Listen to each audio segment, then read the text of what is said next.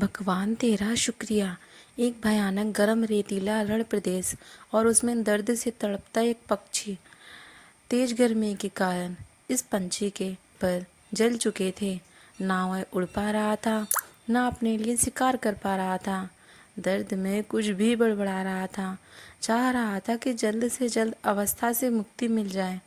उसी दौरान आसमान में ऊंचाई पर उसने देखा कि गरुड़ कहीं पर तेजी से उड़कर जा रहा था।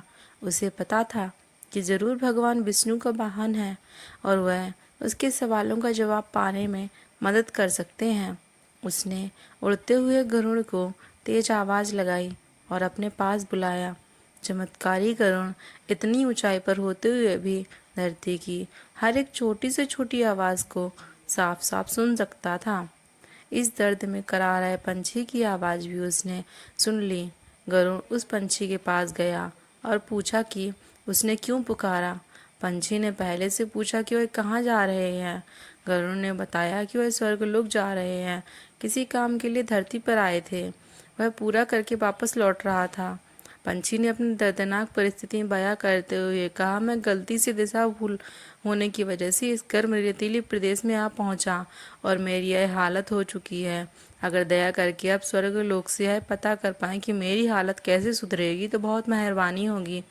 उस पंछी की विनती सुनकर गरुड़ वहां से स्वर्ग लोक जाने के लिए निकल पड़ा। गरुड़ स्वर्ग लोक जैसे ही पहुंचा तो स्वर्ग के दरवाजे पर उसने देवदूतों को खड़ा पाया। देवदूतों को देखकर गरुड़ को उस पंछी के सवाल याद आए तो गरुड़ ने सोचा कि देवदूत भी इन सवालों का जवाब दे सकते हैं, इसलिए वह उनके पास गया।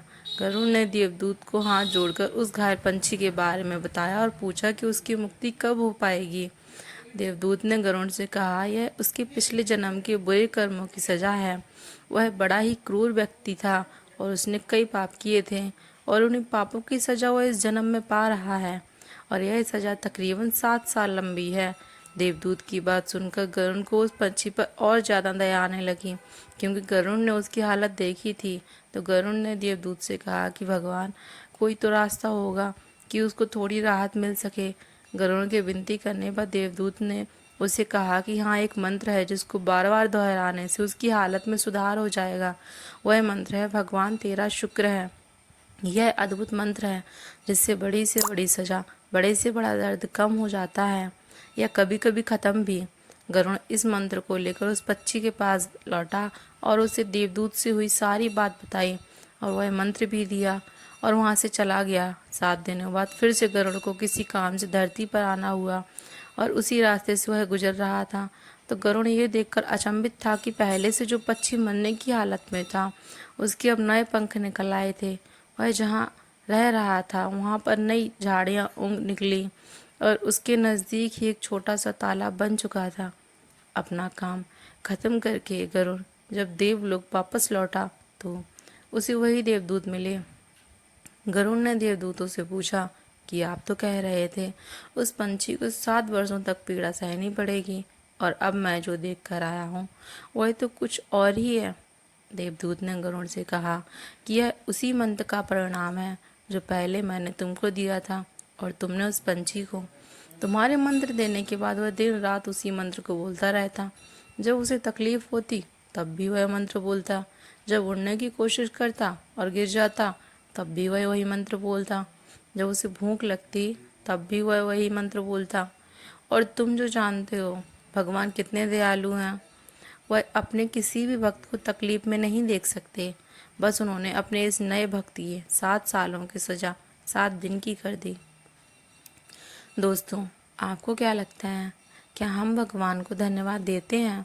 नहीं, हम उन्हें हर उस चीज़ के लिए कोसते हैं जो हमें नहीं मिली, लेकिन उसने जो हमें अनगिनत मूल्यवान चीज़ें दी हैं उसके लिए हम कभी उसका शुक्रिया अदा नहीं करते। जीवन में पॉजिटिव रहना सीखो। अगर तुम्हें सिर दर्द हो रहा है तो भगवान का शुक्रिया करो कि कम से कम तुम्हें बुखार नहीं आया। तुम्हारे पास छोटा घर है तो भगवान का शुक्रिया अदा करो कि कम से कम तुम्हें सड़क पर नहीं रहना पड़ रहा है। तुम्हें साधारण खाना मिलता है तो भगवान को शुक्रिया अदा करो कि कम से कम तुम्हें 2 वक्त भरपेट खाना मिल रहा है। दोस्तों, मेरा विश्वास करो, ये छोटा सा बदलाव आपका जीवन बदल देगा।